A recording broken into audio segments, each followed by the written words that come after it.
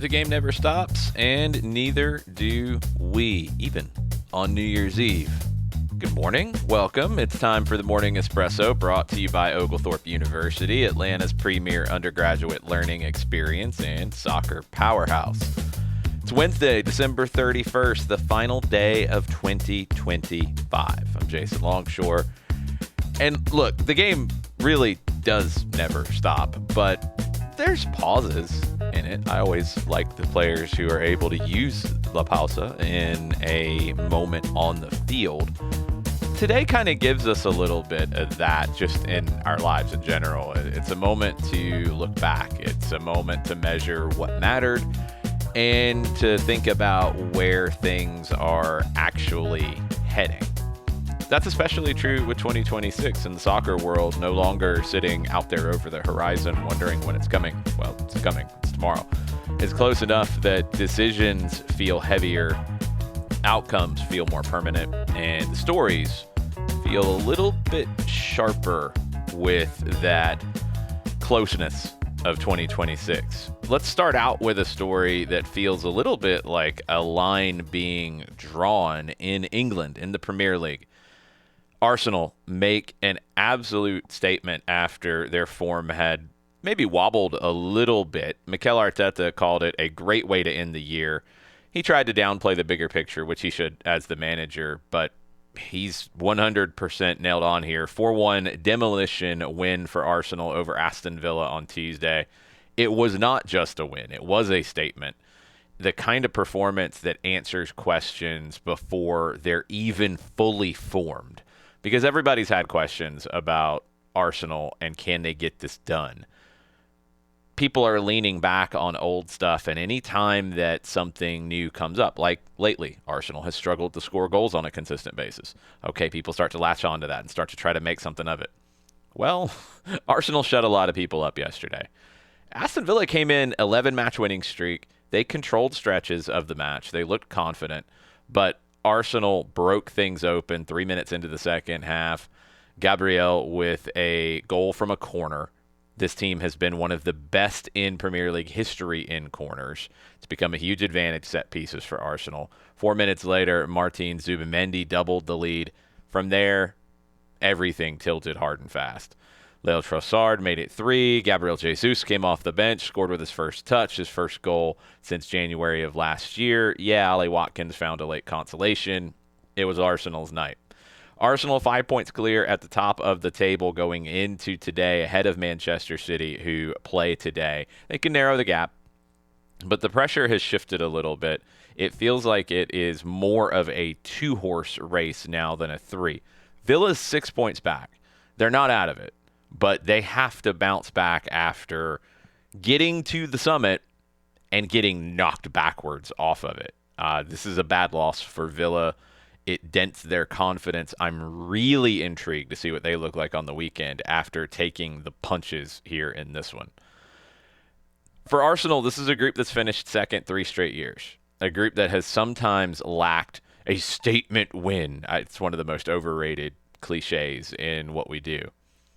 This is a statement win for Arsenal. You beat the number 3 team in the league, and don't just beat them. Don't just take 3 points, but demolish them. This is a big deal. Mikel Arteta, as he does, he tried to keep things grounded. It's a demanding schedule coming up. You've got injuries. You've got Champions League as well. Bournemouth is next. But as 2025 closes, Arsenal are exactly where you want to be. Leading the table, backed by strong performances, and with strong belief. I said it. I've kind of had this ongoing conversation with you guys and probably myself in this situation. I said it around Thanksgiving after Arsenal won in Champions League that they're the best team in Europe. I said it this week. Maybe that's not the case anymore, but I didn't really have an answer as to who had jumped them. I was just a little more unsure of Arsenal because their performances were a little more unsure. Well, they close out 2025 as the best team in Europe. And can they maintain that? As we talked about yesterday, that doesn't mean you win Champions League. That doesn't mean you win the Premier League. That is, you're the number 1 team right now. Can you hold on to that for another 5-6 months? I don't know. That's the beauty of all this. I'm looking forward to finding out as we watch together. Let's go to Brazil. Arsenal were making headlines on the field. There's a big story off the field. Botafogo have been placed on the FIFA registration ban list after failing to pay Atlanta United the agreed $21 million transfer fee for Thiago Almada, that deal from the summer of 2024. 3-window transfer ban takes effect today, and it prevents the Brazilian club from registering new players until the debt is resolved. Now, the minute they resolve the debt, then the transfer ban goes away, so there's not any lag time. For example, Charlotte is actually listed on the transfer ban list right now. I don't know why, but they'll be able to handle that pretty quickly, and I'm assuming it is not $21 million that they owe. They also did not go for the Court of Arbitration for Sport either. So according to reports and from what we've been able to gather here, Atlanta has not received any portion of the fee or the accrued interest or late fees or any of that. Despite Thiago Almada playing for Botafogo in the second half of 2024, then went to Lyon, then was transferred to Atletico Madrid. FIFA records show that Botafogo missed 2 scheduled $3 million installment payments in mid-2024 after the transfer, and that prompted default notices and ultimately this ruling.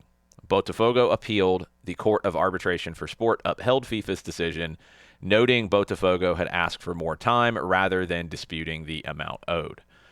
So, Botafogo, owned by American businessman John Textor, who we've talked about plenty, he is trying to buy Botafogo back out of Eagle Football Group.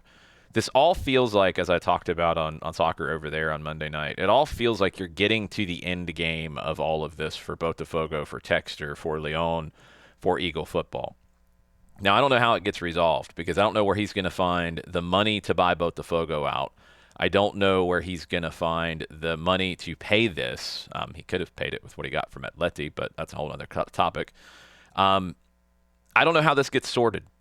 And Botafogo is trying to add players for the upcoming season in Brazil, so they need to figure it out some way.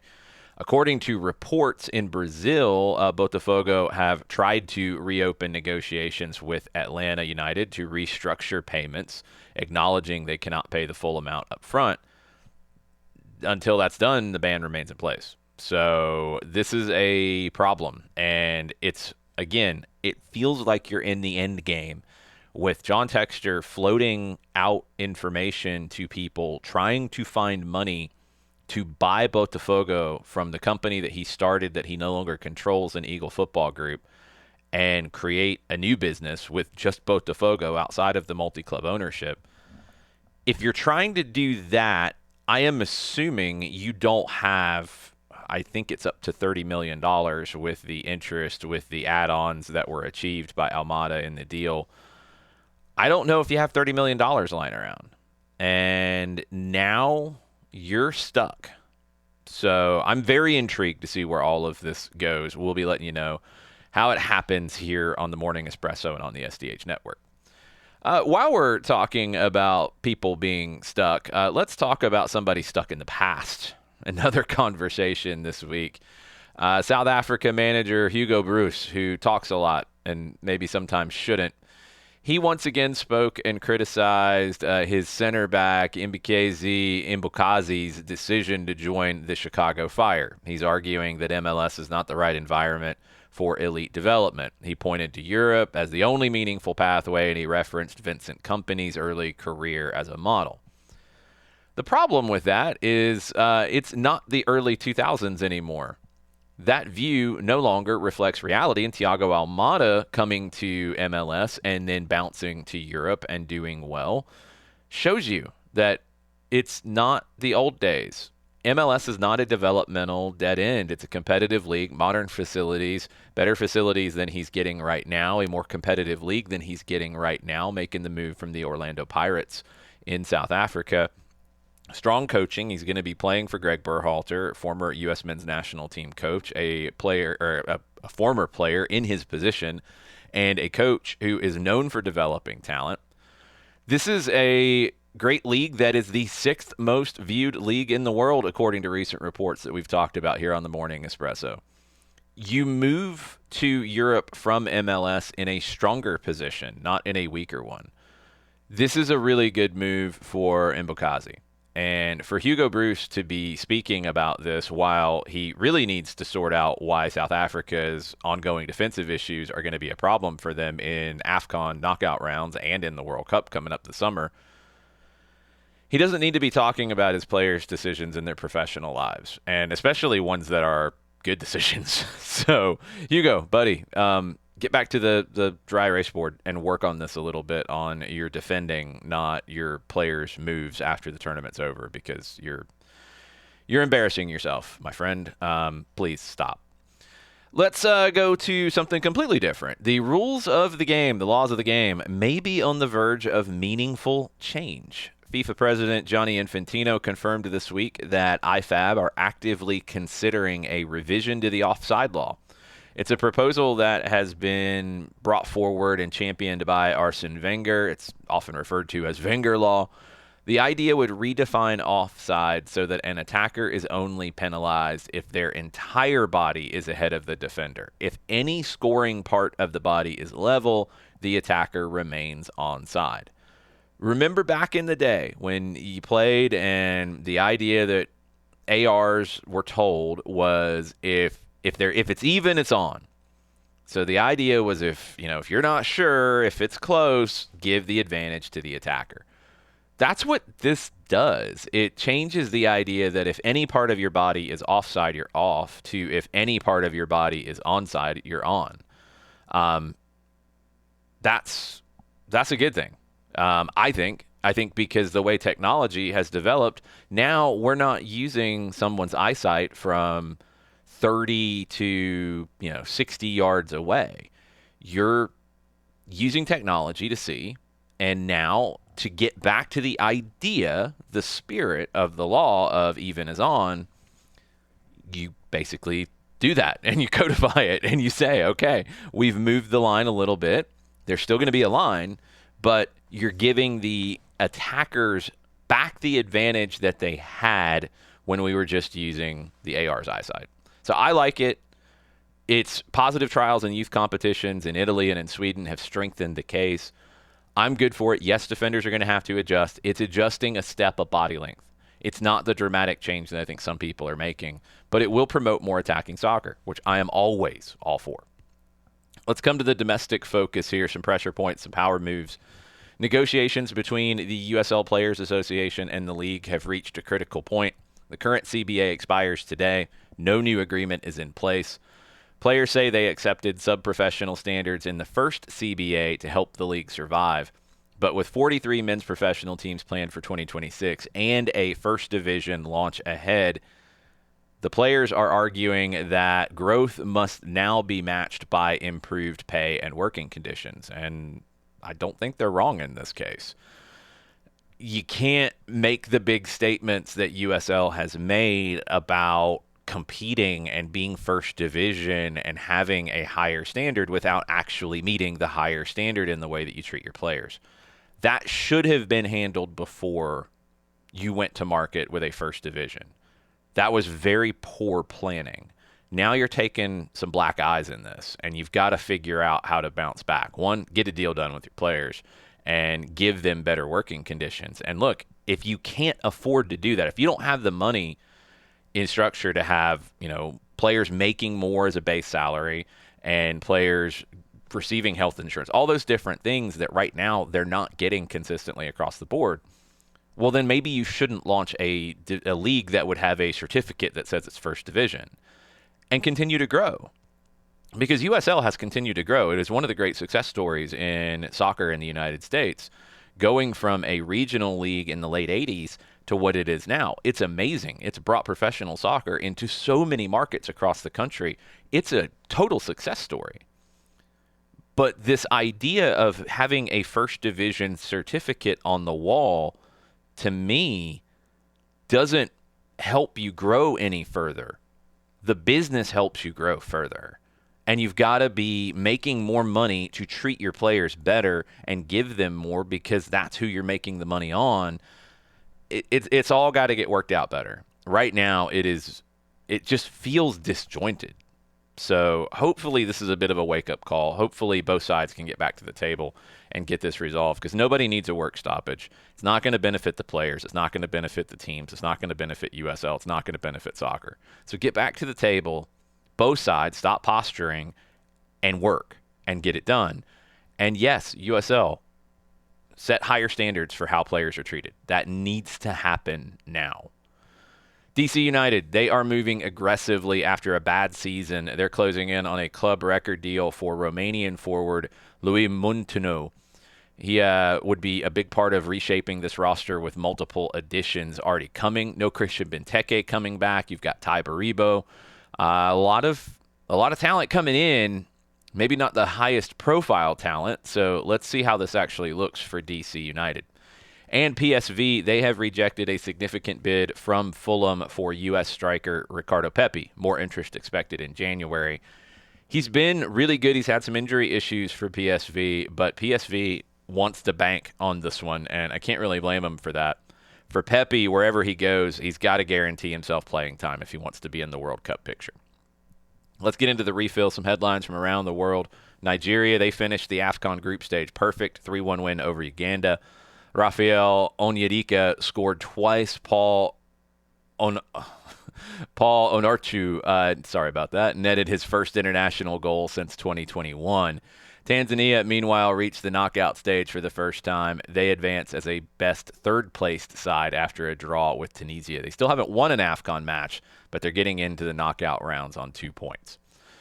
Chelsea, pressure continuing to build around Enzo Maresca, a damaging draw with Bournemouth, results dipping, tensions with ownership becoming increasingly visible. The whole worst 48 hours thing was very weird. That has left a bad taste in a lot of people's mouths. Fans booed his decision to sub Cole Palmer out yesterday, which I think was an overreaction as well, because he's coming back from an injury, and you do have to manage that a little bit. I think sometimes fans jump to conclusions here. But it just reflects the overall issues right now at Chelsea. There should not be issues with their manager, who has done a very good job and won the Conference League and won the Club World Cup. But there are, because this is Chelsea. Stability is needed, not this. And right now, this is overwhelming and causing problems, and we'll see if this can get resolved without changes. Celtic, back to the bad side of things. They missed a chance to draw level with Hearts, a deserved defeat at Motherwell. They didn't look good yesterday. Now you've got reignited scrutiny of Wilfried Nancy, and the poor performances from the players have been the issue, and it was poor yesterday. And now Celtic go into a match with Rangers that feels like a referendum on a tenure that is not even a month old, but that's the nature of Scottish football, which, again, going back to the idea with Chelsea about stability, having increasing instability and toxicity and overreactions and yelling and screaming and stomping and trying to get attention by being loud and outlandish with your takes, that doesn't actually make you a better football club. It doesn't actually make the product better. It creates noise, and noise can be overwhelming. And Celtic right now has to block out the noise and get a win against Rangers to keep things moving, or the noise threatens to become overwhelming and threatens to create unneeded, unnecessary, and unwise changes. Manchester City, they're closing in on a £65 million move for Bournemouth forward Antoine Semenyo. They've agreed to meet his release clause. January move is looking increasingly likely. Roma, they're exploring the idea of a Mo Salah reunion, although finances make it unlikely. There's more realistic talks for Roma advancing for Giacomo Raspadori, as the club is trying to be pragmatic about it. But there is a lot of noise about Mo Salah leaving Liverpool in January. Crystal Palace, they've agreed to a fee with Tottenham Hotspur for Brennan Johnson, pending the player's decision. It'd be one of Spurs' biggest sales. At Atleti, President Enrico Cerezo, he confirmed plans for a leadership handover within 3 to 4 years after the new investment has bought in. There was an expected continuance of the leadership from Cerezo and his team. Now you're getting some clarity on 3 to 4 years. Once this era is done, then they will hand over to the new majority owners in terms of picking their leaders and those sorts of things.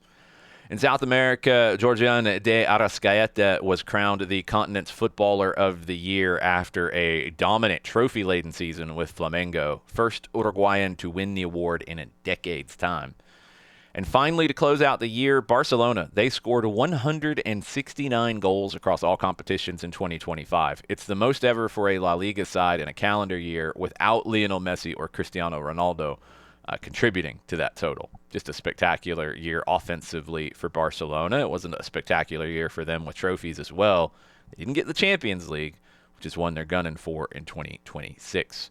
Don't forget SDH AM this morning. You can check it out on demand wherever you get your Soccer Down Here podcasts.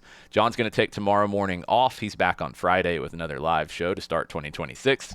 If you missed last night's Atlanta Soccer Tonight, you can catch the full episode on the Odyssey app or wherever you get your Off the Woodwork podcasts. And be sure to check out yesterday's feature story at soccerdownhere.net on Tomas Jakob, the new defender for Atlanta United. I went kind of deep dive into his journey, his development, some of the big moments in his career up to this point, and what comes next as he joins Atlanta United for 2026 and beyond. Let's wrap with this. 2025 was not a quiet year by any stretch. It was pretty loud at times. It was pretty bombastic at times. It was a year where I think soccer, especially in this country, kind of stopped pretending. It felt like a year of transition, a year of stabilizing and building for the future. I think you saw firsthand that clubs learned that ambition still needs coherence, still needs structure to actually be realized.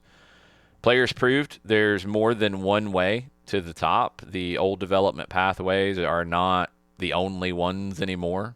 I think leaders in the sport have begun asking better questions, and the sport is demanding better answers. The good news is the momentum heading into 2026 is real. The year's already taken shape. You've got choices being made now that are not just about short term. You've got choices being made now that are about building something lasting, something with legacy, something connected, something that reflects how the game is actually lived and loved all over the world, but especially in this country and especially here in Georgia and in Atlanta.